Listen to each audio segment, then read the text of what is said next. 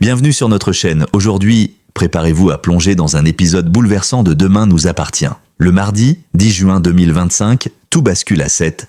Martin perd totalement le contrôle face à Martial jusqu'à le plaquer violemment contre un mur, un mot de trop sur Raphaël et c'est la guerre ouverte entre les deux hommes. Mais ce n'est pas tout. Ryan fait ses adieux à Jack, Marine embrasse Samuel en plein choc et Camille, toujours perdue, repousse Simon. Un tourbillon d'émotions, de trahison et d'amour contrarié vous attend. Restez avec nous pour découvrir tous les détails de l'épisode 1962. Et si ce genre de vidéo vous plaît, n'oubliez pas de liker, commenter et vous abonner pour ne rien manquer des prochains rebondissements de votre série préférée. Une tension insoutenable entre Martin et Martial, le cœur de Raphaël au centre de la discorde dans les arcanes du commissariat de Sète, un calme trompeur régnait jusqu'à ce que l'impensable se produise. Ce mardi 10 juin 2025, dans l'épisode 1962 de Demain nous appartient, les téléspectateurs ont assisté à une scène d'une rare intensité, une confrontation qui pourrait bien changer la dynamique de toute la brigade.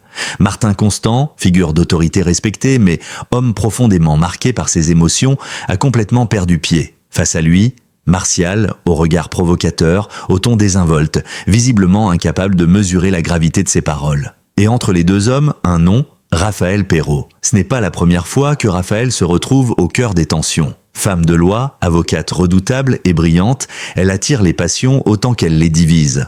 Pour Martin, Raphaël n'est pas qu'une ancienne relation ou une collègue appréciée. Elle est celle qui a compté, peut-être celle qui compte encore. Derrière son apparente froideur professionnelle se cache un homme meurtri, qui peine à enterrer les souvenirs d'un amour qui semble le hanter. Alors quand Martial, sans filtre et visiblement en quête de domination, ose glisser une remarque déplacée sur Raphaël, tout explose. Ce n'est pas un échange de mots, ce n'est pas une simple friction, c'est une bombe émotionnelle. Dans un geste instinctif, Martin plaque violemment Martial contre un mur du commissariat. Le regard noir, les poings serrés, il lâche une menace lourde de sens. Encore un mot sur Raphaël et je t'éclate. Autour d'eux, les agents se figent. Certains baissent les yeux, d'autres retiennent leur souffle. Personne n'ose intervenir. Ce n'est pas qu'un conflit personnel, c'est un duel d'honneur, une bataille de territoire affectif. Et dans cette guerre de regards et de silence tendu, chacun comprend que l'enjeu dépasse le simple cadre professionnel. Mais derrière l'impulsivité de Martin se cache une douleur plus complexe. Depuis plusieurs semaines, sa relation avec Raphaël est devenue floue. Une ancienne flamme jamais totalement éteinte, ravivée par des regards, des souvenirs, des regrets. Il pensait avoir tourné la page, mais la présence constante de Raphaël dans les affaires du commissariat, ses interventions, ses silences, ses sourires, à peine esquissés, tout ramène Martin à une évidence qu'il refuse de s'avouer. Il l'aime encore. De son côté, Martial n'est pas un inconnu tombé du ciel. Il sait où frapper. Il teste les limites. Son attitude vis-à-vis de Raphaël est ambiguë. Certains y voient de la simple provocation, d'autres soupçonnent un réel intérêt. Quoi qu'il en soit, Martial aime jouer avec le feu. Mais cette fois, il a clairement sous-estimé la colère contenue de Martin. Et il paie le prix fort. Suite à cette altercation violente, les supérieurs de Martin sont contraints de prendre des mesures. Mais ironie du sort, ce n'est pas Martin qui se retrouve mis en cause en premier lieu, mais bien Martial, déjà dans le viseur suite à des propos jugés menaçants à l'encontre de Raphaël. Sa garde à vue est immédiate. Pour éviter d'envenimer la situation, il est isolé, interrogé. L'ambiance au commissariat devient irrespirable. Entre les murmures, les non-dits et les soupçons, tout le monde se demande jusqu'où cette guerre froide pourrait aller. Dans l'ombre, Raphaël, pourtant au centre du drame, reste silencieuse. On ne sait pas si elle a été informée de l'incident, ni comment elle réagira. Mais son silence est assourdissant. Protège-t-elle Martin? Est-elle en colère? Blessée? Ou tout simplement fatiguée d'être constamment prise dans les filets d'hommes qui n'arrivent pas à la laisser vivre? Ce qui est certain, c'est que l'épisode 1962 marque un tournant. Ce n'est pas seulement une altercation entre deux collègues. C'est l'expression d'un trop-plein émotionnel, le débordement de sentiments refoulés, une faille humaine dans un monde policier souvent trop rigide. Martin, d'habitude, maître de lui, a montré ses failles. Et si cela marque sa chute?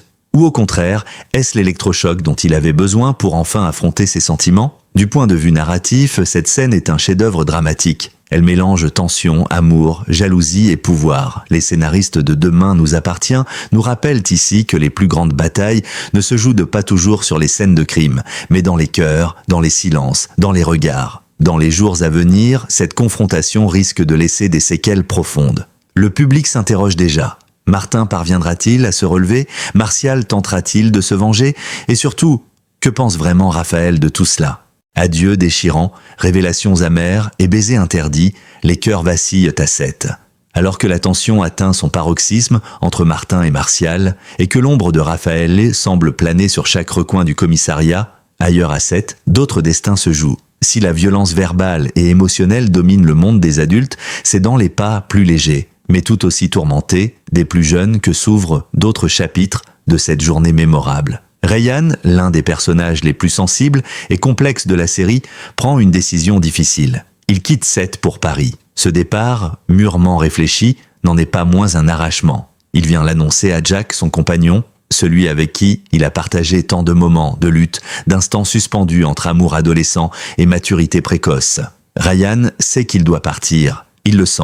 Paris l'appelle peut-être pour ses études, peut-être pour fuir ses démons, peut-être aussi pour grandir loin du regard de ceux qu'il aime. La scène est poignante. Jack reste d'abord silencieux, son regard se voile. Il n'y a pas de cri, pas de colère, juste la douleur pure d'un amour qu'on pensait solide, mais que la vie vient secouer sans ménagement. Rayhan l'embrasse une dernière fois, lui murmure qu'il ne l'oubliera jamais. Puis il tourne les talons, et dans ce silence, on entend tout, la rupture, le regret, mais aussi une forme de respect. Deux cœurs jeunes, mais déjà marqués par l'épreuve du choix. Quelques heures plus tard, un nouveau visage apparaît dans la vie de Jack. Jimmy, un garçon au regard franc, au sourire timide, croise sa route. Leurs yeux se cherchent, s'accrochent, et une étincelle, à peine perceptible, semble naître. Rien n'est dit, mais tout est suggéré. Jimmy n'est peut-être qu'un passage, ou peut-être le début d'autre chose.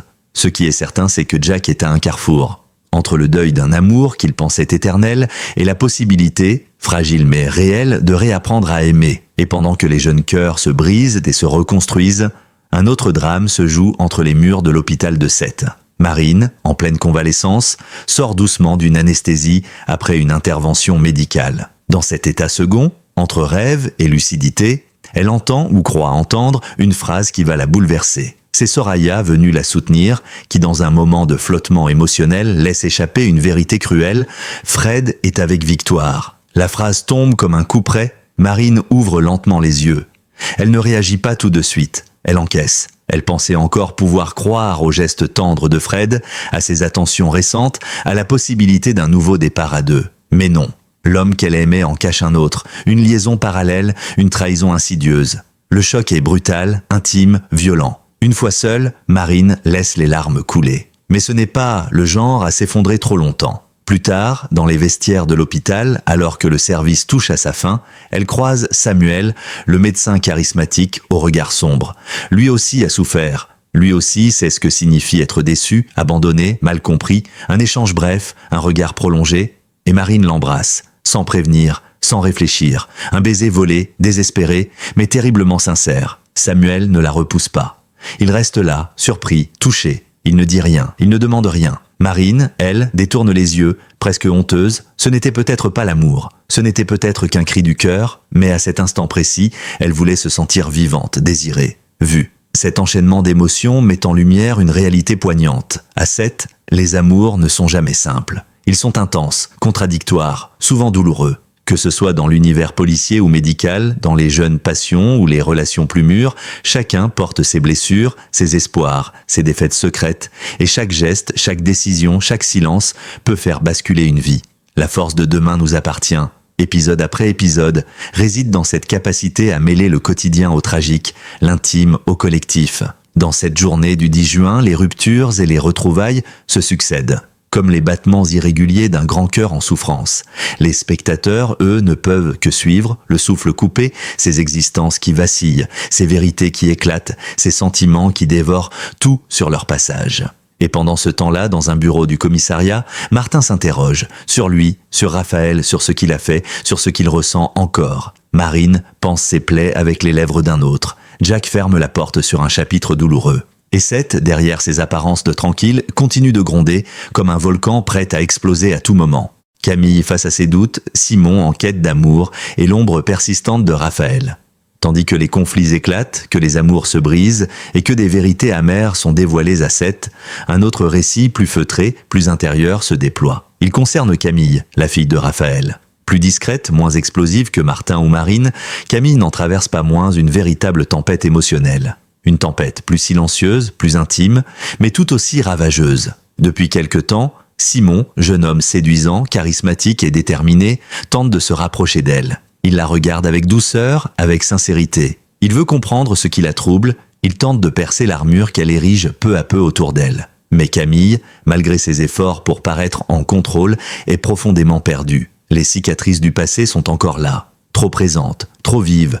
Camille a été confrontée à des situations qui l'ont écorchée, qui ont laissé en elle des blessures profondes. Entre les conflits familiaux, la pression liée à sa mère Raphaël, figure forte et imposante, et ses relations passées faites de malentendus et de désillusions, elle n'a jamais vraiment eu le temps de respirer, de s'aimer, et surtout d'aimer. Simon le sait, il sent cette fragilité chez elle, ce mur de verre qu'elle dresse entre elle et le monde. Pourtant, il persiste. Non pas par orgueil, mais parce qu'il voit en Camille quelque chose de rare, une intelligence émotionnelle fine, une sensibilité qu'elle cache derrière des sourires polis et des silences lourds. Il lui tend la main encore et encore. Mais Camille, incapable de se situer dans ses propres sentiments, reste en retrait. Un soir, alors que le soleil se couche sur les toits de Sète, Simon la retrouve sur la plage. Ils marchent sans parler, pieds et nus dans le sable, le vent léger jouant avec leurs cheveux. Puis il ose, une fois de plus, poser la question qu'elle redoute. « Qu'est-ce que tu veux vraiment, Camille? De moi? De nous ?» Elle détourne le regard.